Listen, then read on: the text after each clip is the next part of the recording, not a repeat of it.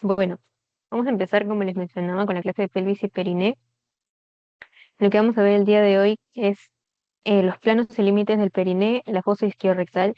Vamos a ver sobre pelvis, la vejiga y la irrigación generalmente. Mientras va cargando, les voy explicando qué es el periné. El periné es el espacio, técnicamente, que está entre el final de los genitales hasta el final del ano, si se podría decir de alguna manera, ¿no? De forma coloquial. Entonces, este primero, en la parte de que es en los varones, va a tener un plano superior y plano inferior. ¿Listo? En el plano superior va a ser principalmente muscular, va a estar determinado por el músculo elevador del ano y por el músculo isquiocoxígeo. Vamos a em, identificarlos acá. El músculo isquiocoxígeo vendría a ser este que viene aquí así. Isquiocoxígeo, este aquí. Y técnicamente estos dos juntos, no, perdón, ese es el elevador de la, elevador de la, no, elevador. El de aquí, el que viene hacia el coxis, obviamente como le dice su nombre, ese es el sacrocoxígeo.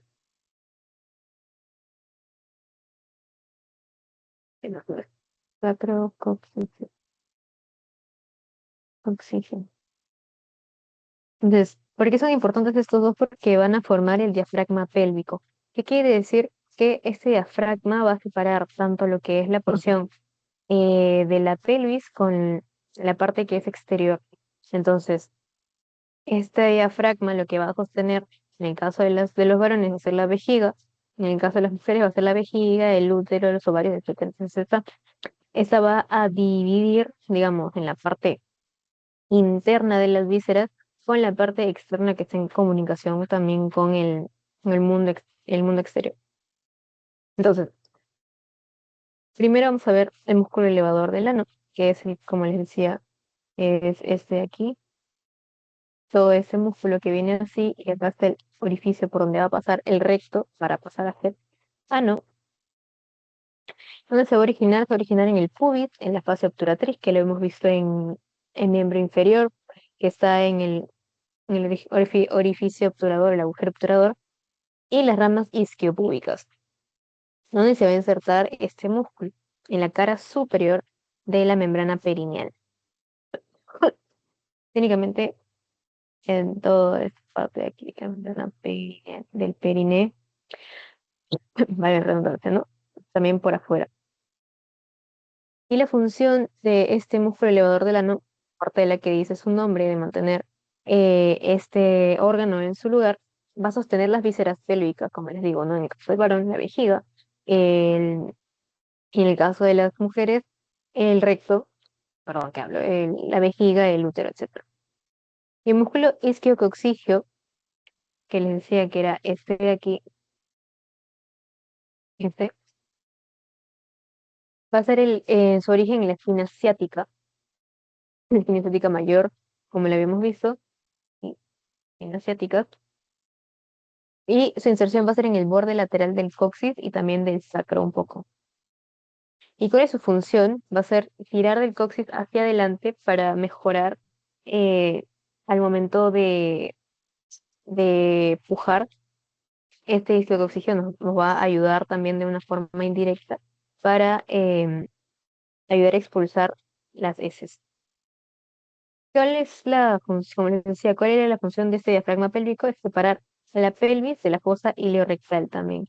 Es decir, hay un espacio más entre la pelvis y el espacio externo que se llama fosa iliorrectal, que también la vamos a ver. Fosa iliorrectal o isquiorrectal.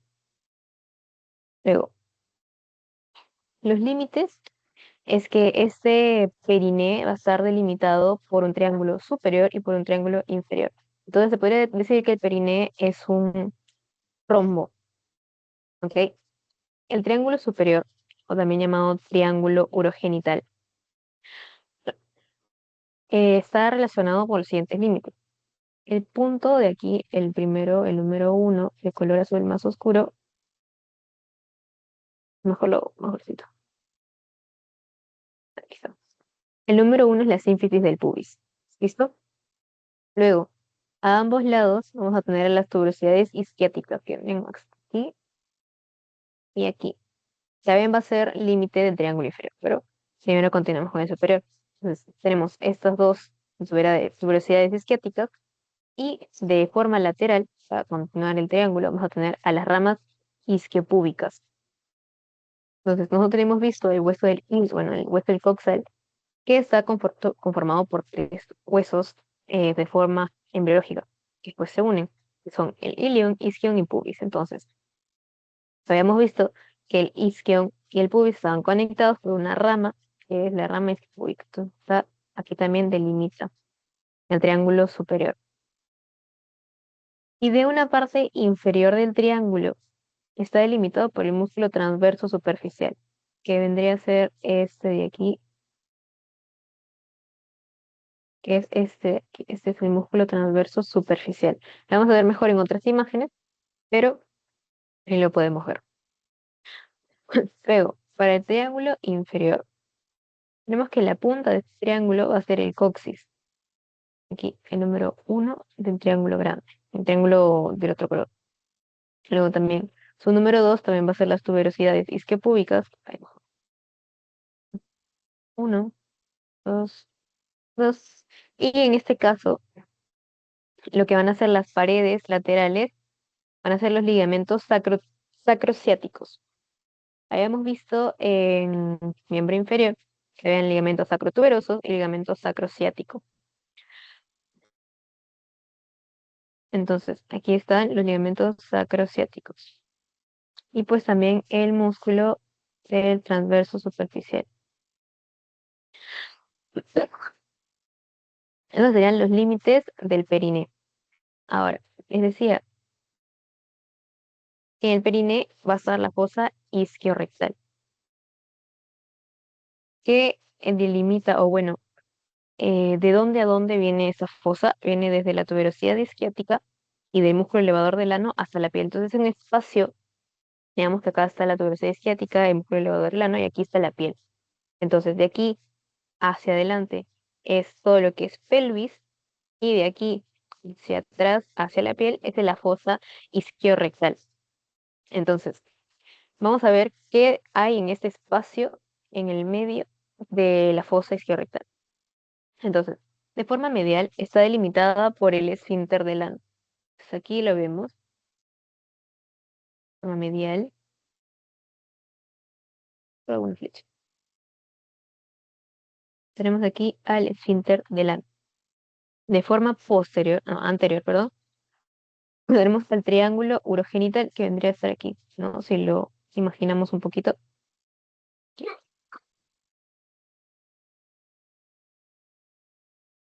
Triángulo urogenital.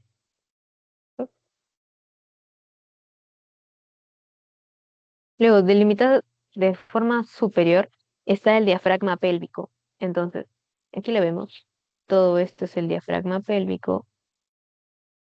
Por otro color. Ya hemos visto que el diafragma pélvico está conformado por el músculo isquiococcigio y el músculo elevador del ano. ¿Ok? Entonces, todo este límite superior vendría a ser toda la parte del elevador del ano y el isquiococcigio, que bueno, en esta imagen no se ve porque tienes que sacar el glúteo mayor para poder verlo. Y también porque se ve de una parte más posterior. Aquí sería el diafragma pélvico. Un límite posterior ya, sería el borde inferior del glúteo, del músculo del glúteo mayor. Acá lo vemos, ese sería el borde posterior de esta fosa,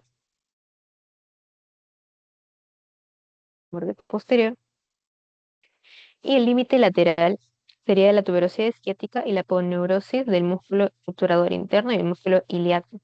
Entonces, ahí no se ve tanto, porque sabemos que el músculo ilíaco está más pegada para la cara medial del, del coxal, igual el músculo obturador interno, pero ese sería su límite lateral.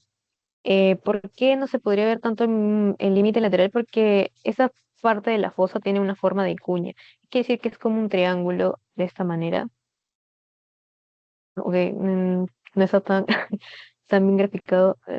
No. No soy la mejor dibujante, así que, ok, digamos que viene así.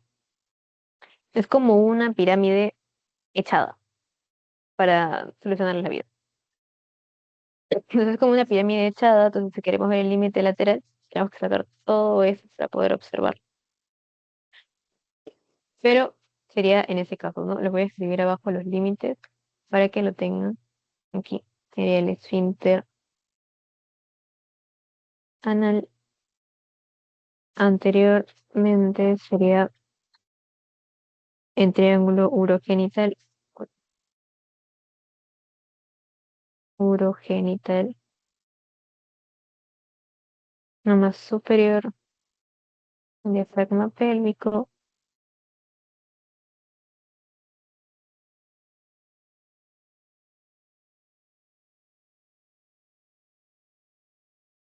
luego de forma posterior, el límite, oh no, perdón, el borde inferior,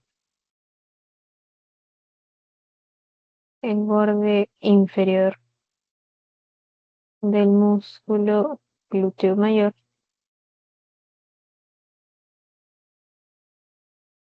y el lateral, como les digo, no se observa en esta imagen. Uy, ya. El lateral sería, ¿qué había dicho? Ah, ya, la fosa, no, perdón, la fascia de los músculos obturador interno y el músculo ilíaco.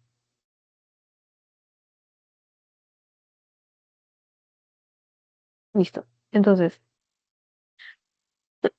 entre esos límites, esto, ¿qué es lo que vamos a tener? Hay un contenido dentro de esta fosa. Este contenido va a ser vascular, va a ser muscular y en específico vascular, que más, em, más importante, lo podría decir yo. ¿Por qué? Porque este contenido va a ser los vasos pudendos. Nosotros también en miembro inferior habíamos visto eh, que habían, ¿cómo se llama? Escotaduras, escotaduras ciáticas, la ciática mayor, la ciática menor, y por una de estas escotaduras pasaban vasos pudendos, era el van pudendo, la arteria pudenda interna, vena pudenda interna, bueno, o venas pudendas internas, y el nervio pudendo. Entonces, los vasos pudendos correspondientes a la fosa isquiorrectal sería la arteria pudenda, que ya tenemos, vamos acá, arteria pudenda interna, arteria pudenda interna.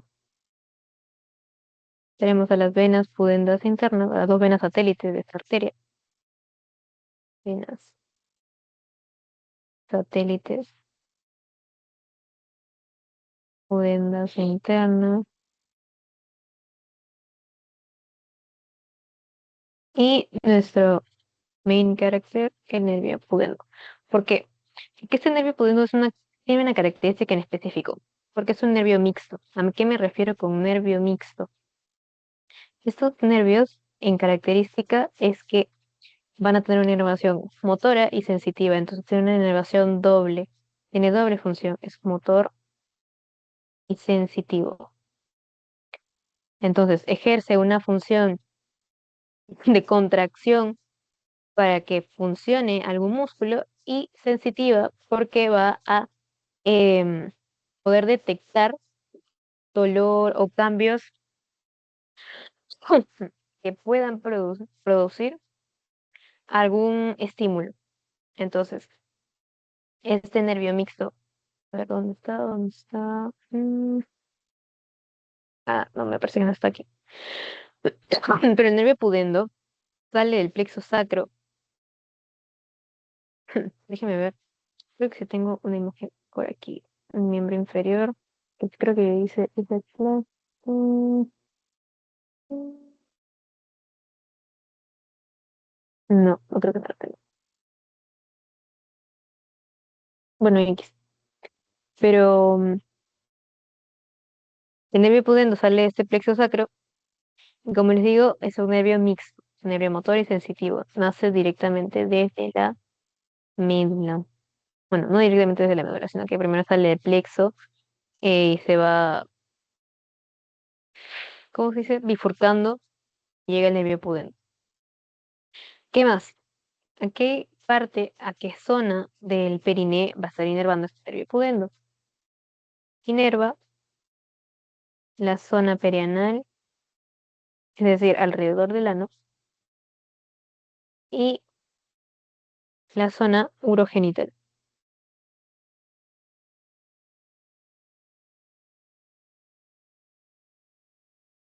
Entonces, este nervio, por su ubicación anatómica, también va a ser un nervio que va a inervar a las zonas erógenas. Entonces, si en una pregunta del examen les pone, es cierto, ¿qué nervio puede ser estimulado? ¿O qué nervio ha sido estimulado para causar tal efecto erógeno? Es el nervio pudendo. Nervio pudendo. A mí me vino un examen, decía nervio pudendo interno. Obviamente, esta era la respuesta, pero en los libros lo encuentro como nervio pudendo secas. Así que así lo van a encontrar. Porque nervio pudendo interno no es, no está en los libros. Pero en sí en su examen hay alguna pregunta que les hace así y viene nervio obturador interno, nervio pudendo interno, nervio glúteo superior, nervio glúteo inferior, ya saben que es pudendo. Ok, de todas maneras. Listo, entonces, ¿qué más? Tenemos al músculo del esfínter del ano como también contenido de, de esta fosa.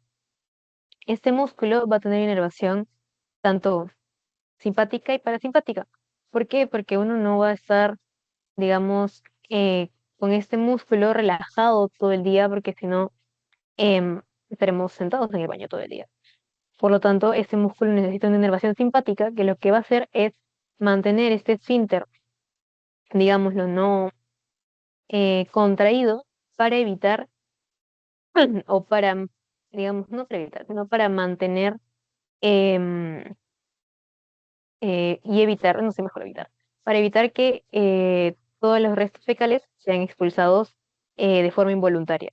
Entonces, la inervación simpática va a mantener a este esfínter contraído y la inervación parasimpática lo va a relajar. Entonces,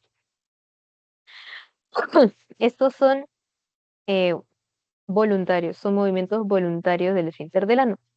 Entonces, esos movimientos voluntarios son determinados por bueno, van a ser ejercidos por los músculos esqueléticos de este esfínter, porque el esfínter también tiene parte de músculo liso.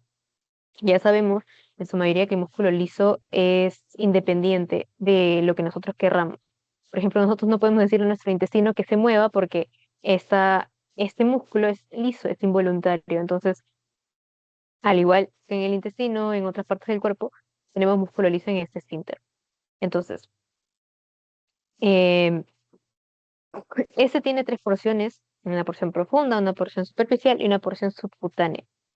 Que técnicamente la porción subcutánea es la más vista, la que la mayoría ha podido observar alguna vez, que lo tenemos ahí. Y obviamente la función principal de este músculo es cerrar el conducto anal. La porción profunda va a estar, aquí en la imagen no se ve, en la imagen se ve solamente la porción superficial. La porción profunda tendría que ser una vista superior del, del periné o del diafragma pélvico. La porción profunda va a rodear la cara superior del conducto del ano. La porción superficial va a estar rodeando la parte inferior del conducto anal y se va a insertar en el centro tendinoso del periné, es decir, aquí, centro tendinoso del periné, y en el cuerpo anococcigio. Ahí, centro tendinoso del periné y en el cuerpo anococcigio. ¿Listo? Y finalmente tenemos la porción subcutánea, que rodea la abertura anal. Entonces, este músculo ya sabemos que tiene dos funciones, una función voluntaria y una función involuntaria, que la involuntaria está determinada por el movimiento de los músculos lisos y la voluntaria va a ser determinada por el músculo esquelético y estriado. Este músculo también tiene una inervación por el nervio pudendo y por ramos directos de C4, pero en específico su inervación es autónoma, que quiere decir que es simpática y parasimpática.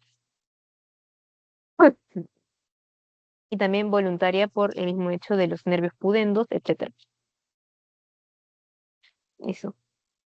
Mm, ¿Qué más? Ya, así. Hasta ahí, chicos. ¿Alguna pregunta?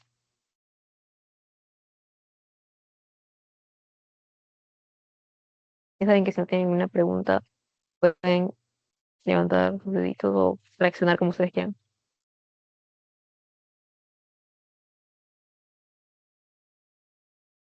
Listo. Sí, bien. Eso. Entonces, para hablar de vejiga, no podemos hablar en general de este órgano, porque en términos de relaciones anatómicas es diferente tanto en la mujer como en el hombre. Pero si hablamos generalidades de esta, es que es full músculo, la vejiga es completamente muscular y tiene unas características en específico. Tiene una mucosa que va a estar recubierta, o bueno, no recubierta, sí recubierta de músculo, de epitelio. Tiene un epitelio, ay, tiene un epitelio bastante peculiar, porque las células epiteliales de la vejiga van a cambiar de forma dependiendo de si esta está llena o está vacía. Entonces, si no me equivoco, el nombre de estas células son las células umbrella o las células sombrilla, por el mismo hecho de que tienen esta forma característica de la sombrilla. Y que cuando la vejiga está vacía, estas están bastante cúbicas, bastante gorditas, rellenitas, pero cuando la vejiga se llena, se extiende el músculo, este epitelio va a cambiar, va a transicionar a a un epitelio más plano. Entonces, esa es la característica de la mucosa del epitelio de la vejiga. Y tiene un músculo liso que es, en específico, involuntario.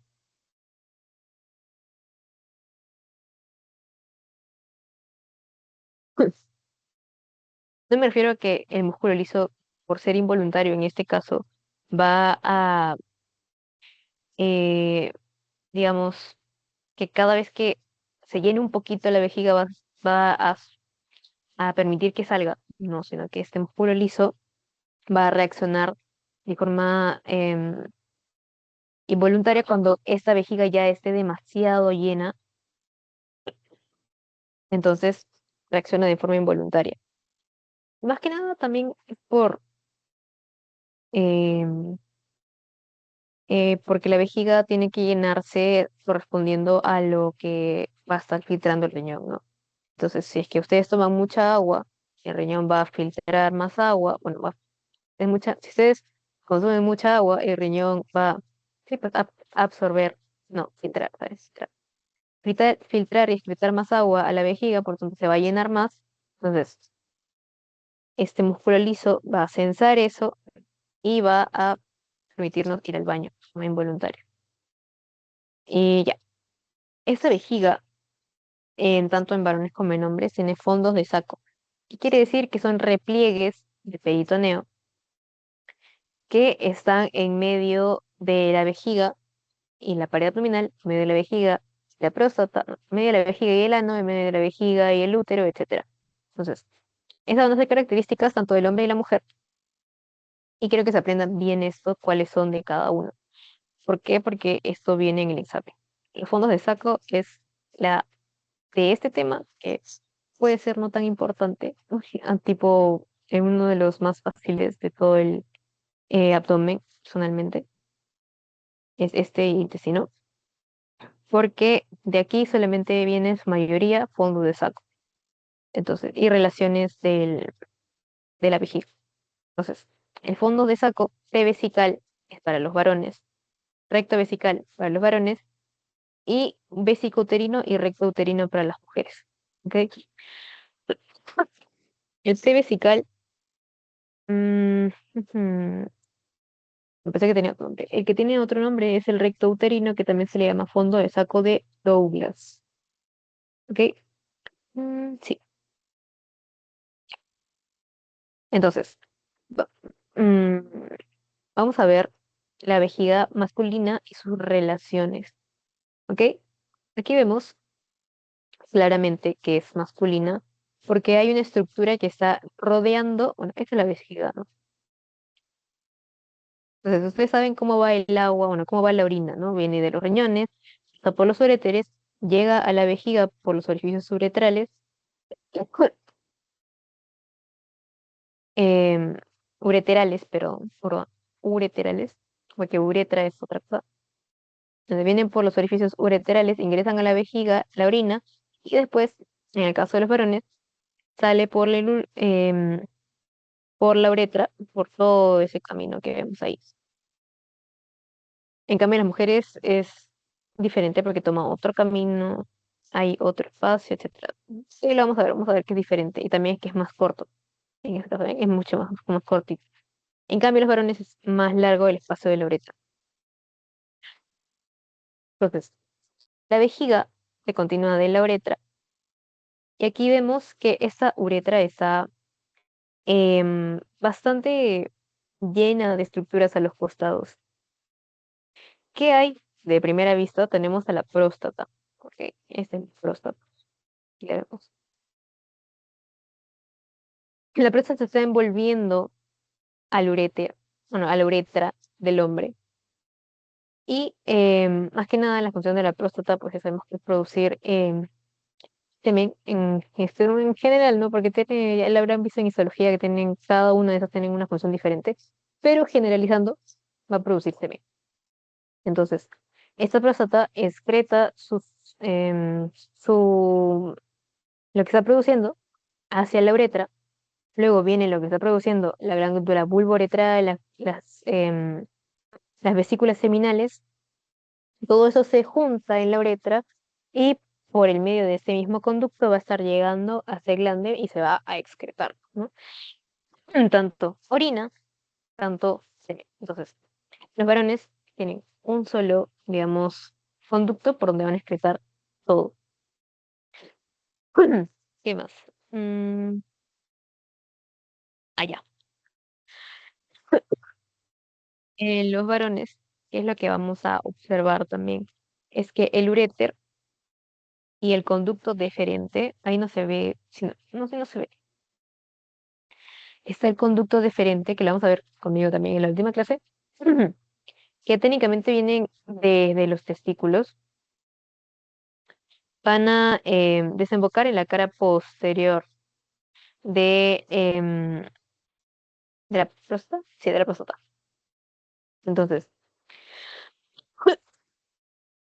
tanto no, perdón, uréter en la cara posterior de la vejiga y también el conducto deferente o conducto eyaculador. ¿Listo?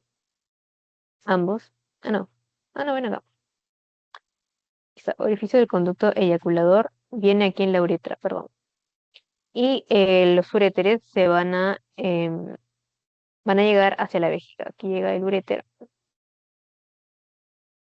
aquí llega el conducto eyaculador o conducto deferente. Luego, sobre los fondos de saco de los varones, primero, este de aquí es el prevesical. ¿Por qué? Porque está delante de la vejiga y está en medio de la pared abdominal. Es el fondo de saco prevesical.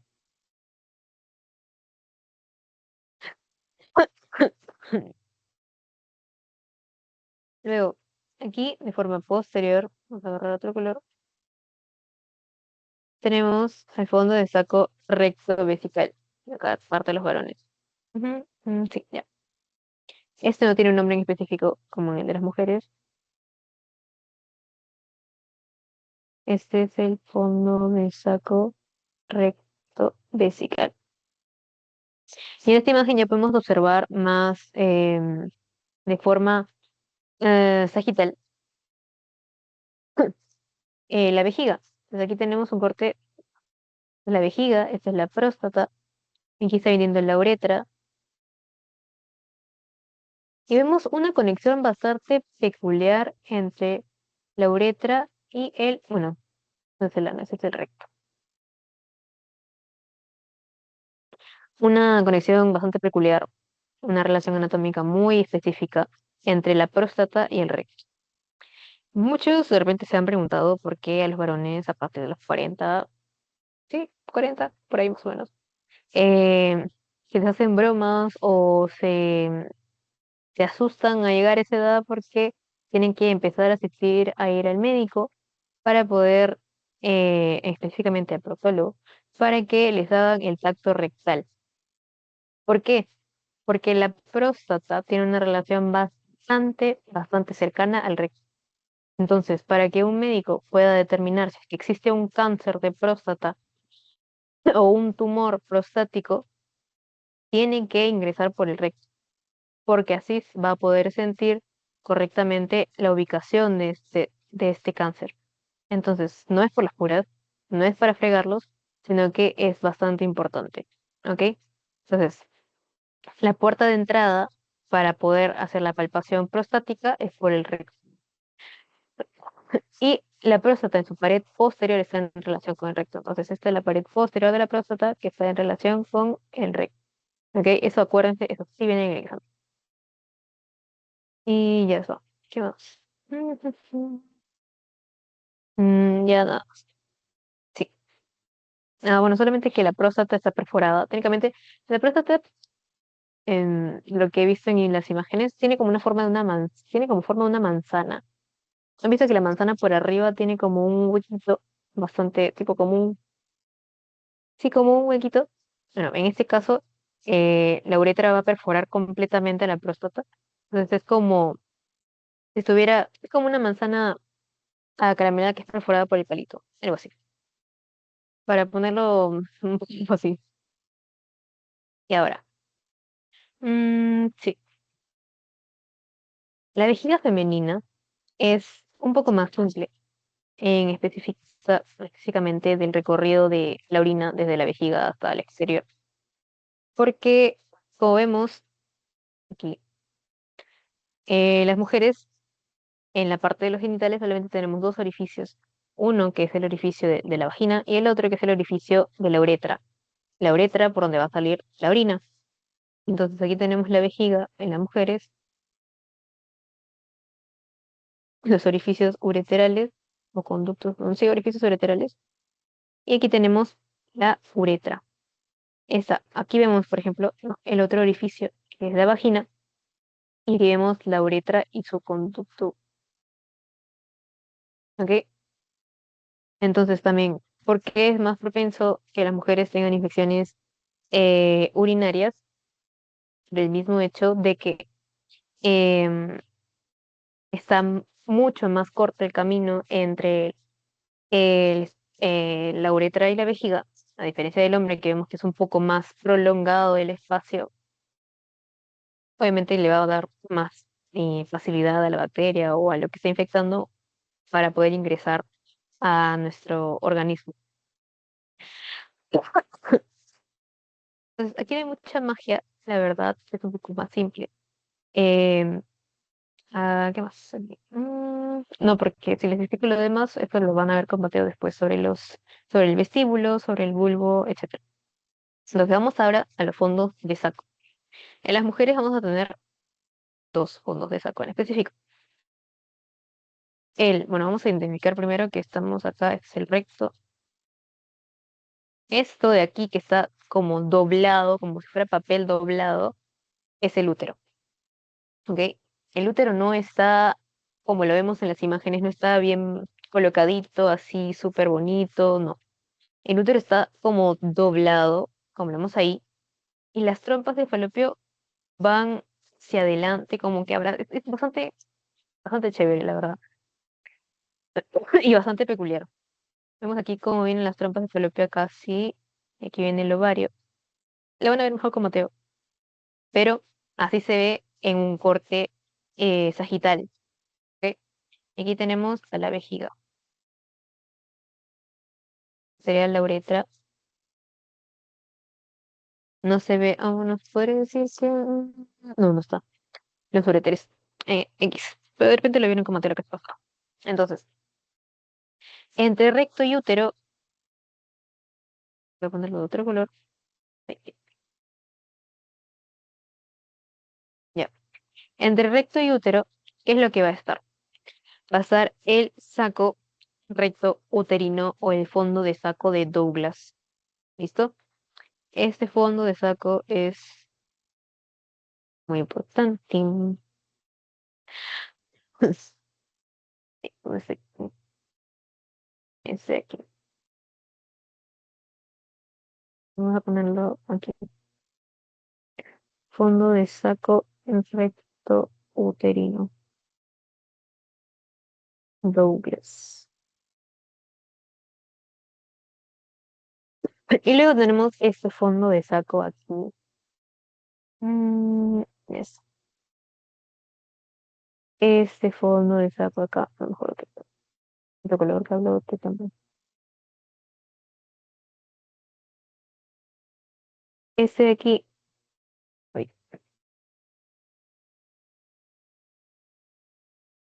el fondo de saco vésico uterino.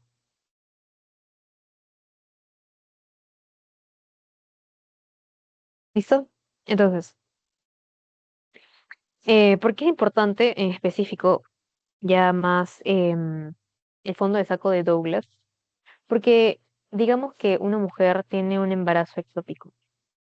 ¿Qué significa embarazo ectópico? Que eh, la fecundación no ha ocurrido donde debe haber ocurrido, que es en la cefalopio, sino que ha podido ocurrir em, en otros lados. Bueno, no que la fecundación, sino que el óvulo fecundado no ha pasado a la matriz o al útero para poder seguir creciendo. Entonces se ha quedado en las trompas o en otro lugar del aparato reproductor femenino y va a ir creciendo, causando que estas paredes, que no están acostumbradas a que crezca algo, porque ahí no debería estar creciendo el feto, eh, van a estar distendiéndose. Entonces, mientras más se distienden las paredes de esta trompa, por ejemplo, digamos, se pueden romper. Entonces, ¿qué pasa si se rompe una de estas estructuras que no está determinada para que crezca el feto? Va a haber un sangrado. Este sangrado se va a quedar en específico en el fondo del saco de Douglas. Ahí va a estar recayendo. Ese sangrado también se le conoce como hemoperitoneo. Porque recuerda que les estoy diciendo que estos fondos de saco son repliegues peritoneales. Entonces está acumulando la sangre en este fondo de saco.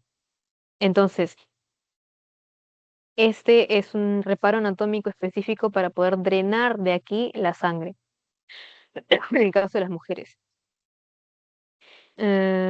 Sí, entonces es muy importante eso, el fondo de saco de Douglas para ese caso en específico. Ahora, las relaciones de la vejiga con estas estructuras, eh, no, porque lo de la vejiga. eh, ya, entonces, aquí vemos que la vejiga está relacionada en su pared posterior, ahí está, en su pared posterior con el útero y con el recto.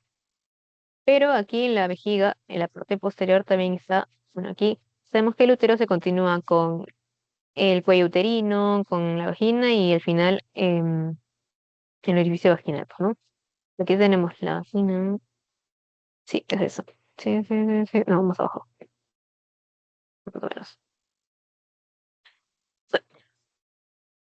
Aquí tenemos a la vagina. Entonces, esta va a estar relacionada también con la vejiga y con el recto. Entonces, de la vagina, su límite anterior va a ser la vejiga y su límite posterior va a ser el recto. ¿Y por qué es importante? Digamos que hay un prolapso, que quiere decir alguna pared de la vagina. se va a, digamos, debilitar. Es un problema. Se debilita la pared vaginal. ¿Y qué es lo que pasa?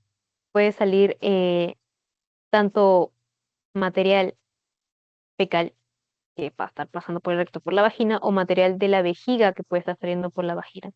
Entonces, es importante porque obviamente es algo no, no es algo anormal, porque no, por la vagina no debería estar saliendo ni heces ni orina, sino que debería, en el caso de las mujeres, bueno, obviamente, bueno, porque estamos hablando del caso de las mujeres, solamente tiene que salir la menstruación.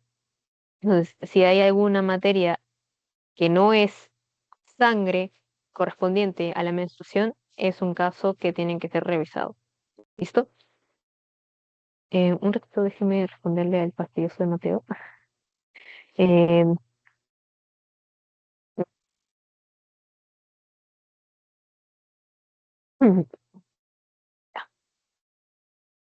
Después de que Mateo me acaba de interrumpir, continuamos. Hasta ahí, chicos. ¿Alguna pregunta?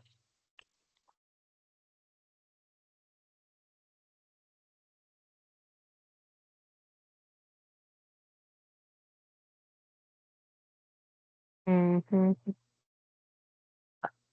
Entonces, ahora, la pelvis y el perineo van a tener irrigación. ¿Por qué arteria? Por la arteria ilíaca interna. Esta arteria, habíamos visto sí, en esto, ¿cómo se llama? Miembro inferior, a la ilíaca externa. Y le dije, no, la ilíaca interna la vamos a ver ahorita. Ya, hasta ahorita sí la vamos a ver. La ilíaca interna tiene 12 ramas. Y son todas las que ven ahí ustedes: la arteria umbilical, vesical superior, uterina, rectal media, pudenda interna, glútea inferior, obturatriz, glútea superior, sacra lateral y la iliolumbar. ¿Cuál es la que tienen que recordar que es más importante en esta clase de hoy? Es la arteria uterina.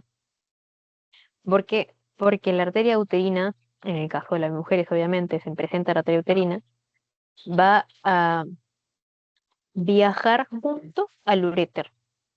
Entonces ahí la imagen se ve si acá está. Aquí vemos, ojo, presten atención aquí, a los uréteres, también de los riñones que obviamente están acá, ¿no? El riñón derecho, el riñón izquierdo, etcétera, ¿no? Ahorita te cuento.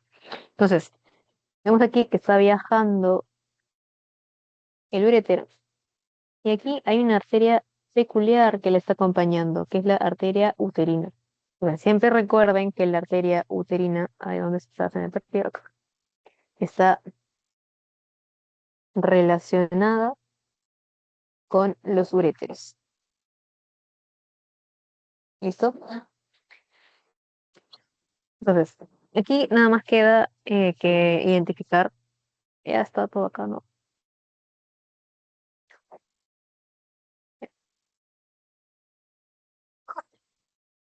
Primero vamos a identificar la arteria umbilical, que la tenemos.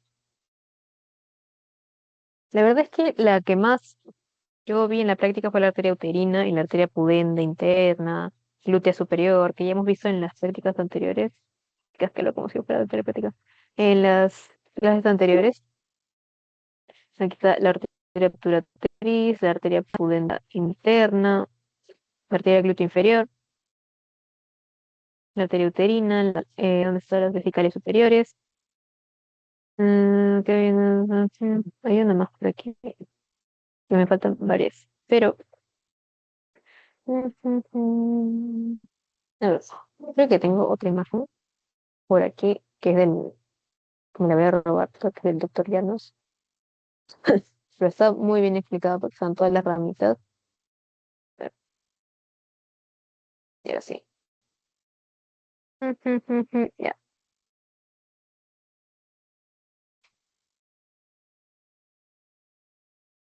Entonces voy a pegar esa imagen ahorita en otra diapositiva por aquí para que lo pueda mejor. Porque me parece muy chévere esta imagen, porque todavía está enumerado y todo, así que voy a pegarla ahorita. Mm,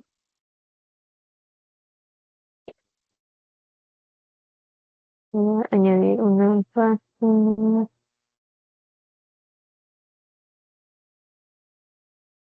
mm,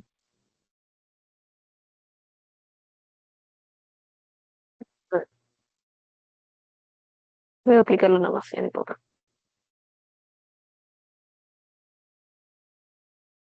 Voy a esperar que cargue por aquí. Ya está. Voy a pegar aquí la imagen y le voy a agrandar.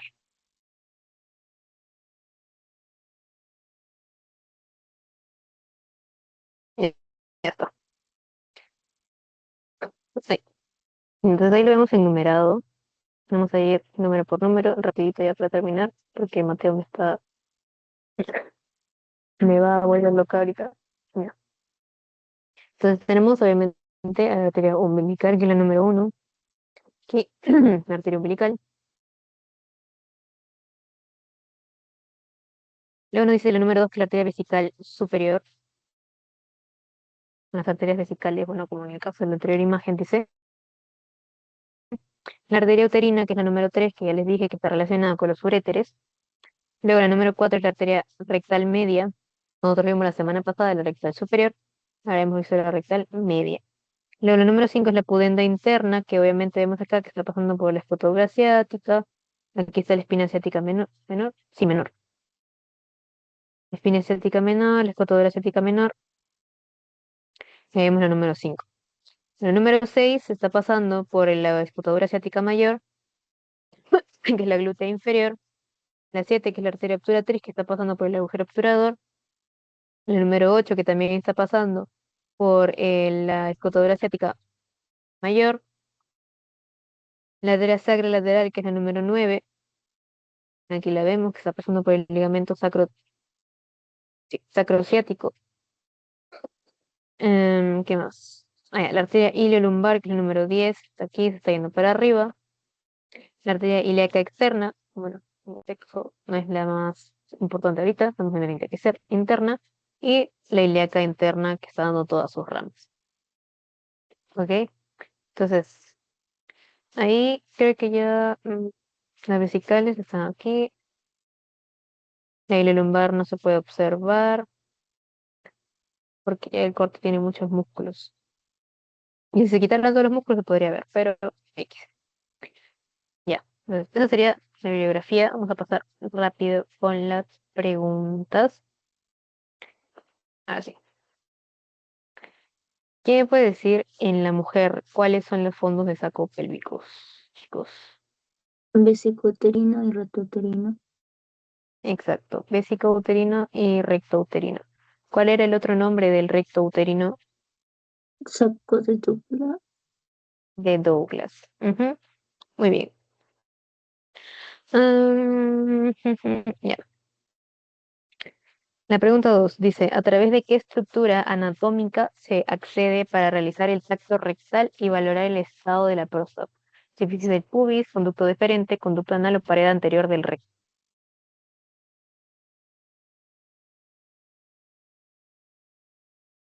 ¿Quién me puede responder ahí, chicos?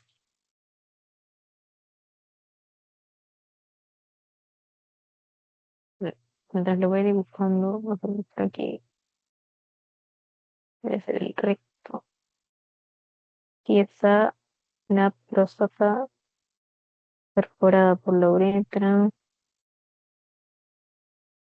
Entonces, les había dicho que la pared posterior de la próstata está en relación con el recto, pero si ustedes, digamos, analizaban un poquito más la pregunta, obviamente la pared anterior del recto va a estar relacionada con la pared posterior de la próstata.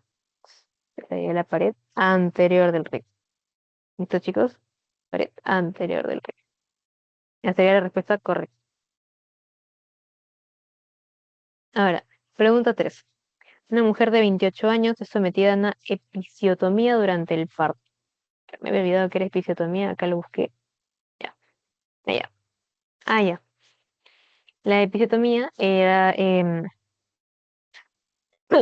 que cuando las mujeres dan a luz, obviamente ustedes saben que el orificio vaginal y el orificio rectal, o el orificio anal, están muy cerca. Y hay un espacio muy chiquitito en medio que se puede eh, romper. Entonces, la episiotomía es la reconstrucción de ese espacio.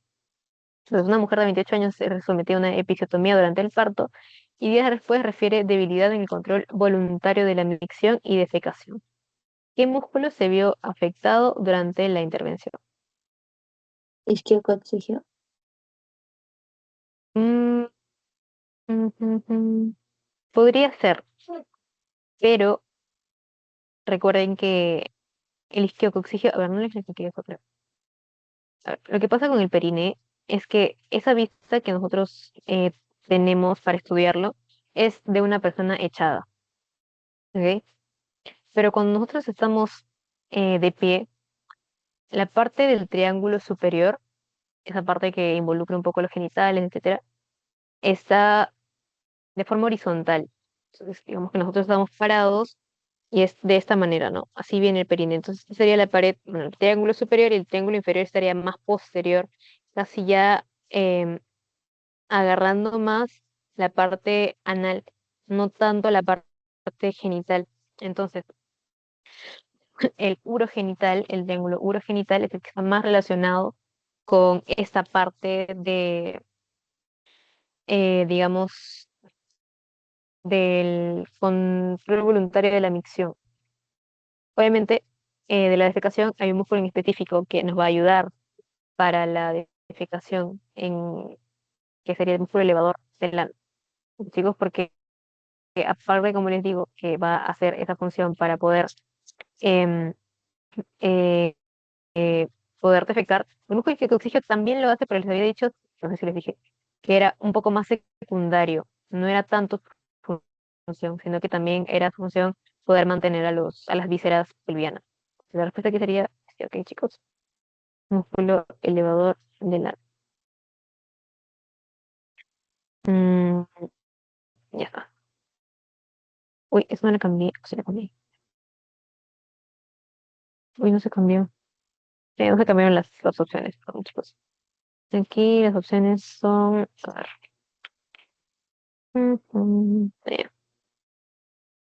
es fondo de saco prevesical, fondo de saco vesicouterino, fondo de saco rectouterino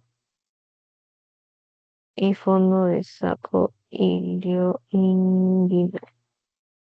Ya, basándonos en la pregunta que dice una paciente de 29 años presenta dolor pélvico bajo y sensación de peso en el recto, específicamente, especialmente durante la menstruación. El examen ginecológico muestra sensibilidad en el fondo del saco posterior. ¿A qué estructura anatómica corresponde este fondo de saco? Prevesical, vesicouterino, rectouterino y linguinal. ¿Cuál sería, chicos, ahí la respuesta?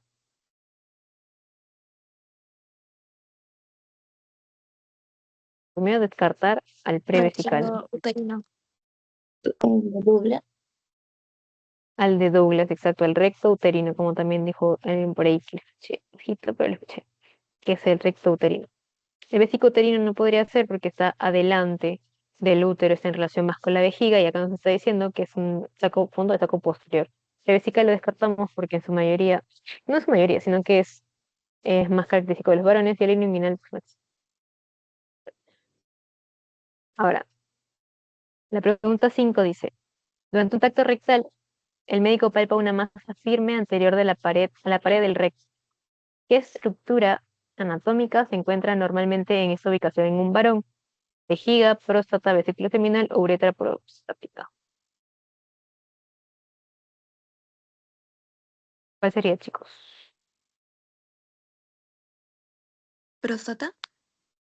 Próstata, exacto. Muy bien. Nunca lo olviden, siempre viene en el examen sobre tacto rectal y todo eso. ¿Ok? Ahorita les paso su postes mientras voy descargando esto. Primero voy a desconectar. Ujú. Voy a dejar la grabación.